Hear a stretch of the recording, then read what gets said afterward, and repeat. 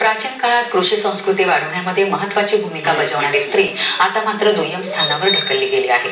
म्हणूनच 7/12 उतार्यावर तिचं नाव देणं, निर्णय प्रक्रियेत महिलांनाही सामावून घ्यावं असं मत प्रसिद्ध लेखिका डॉक्टर प्रतिमा इंगोले यांनी व्यक्त केलं.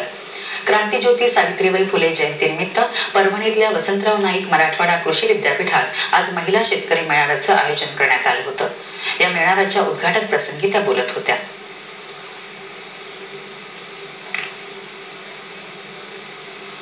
सगळीकडेच म्हणतोय की आपल्याला आता पारंपरिक शेतीकडे वळायला पाहिजे किंवा शाश्वत शेतीकडे वळायला पाहिजे. तर शाश्वत शेतीकडे वळताना माझ्या दृष्टीने तरी महत्वाची एक गोष्ट आहे, ती म्हणजे स्त्रियांना निदान 50% तरी तुम्ही श्रेय द्यायला पाहिजे. त्यांना 50% सहभागी करून घेतलं पाहिजे.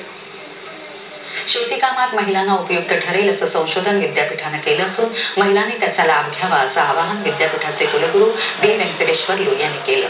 यावेळी महिला शेतकऱ्यांसाठी कृषी प्रदर्शन तसंच विविध विषयांवर मार्गदर्शनाचं आयोजन करण्यात आलं होतं.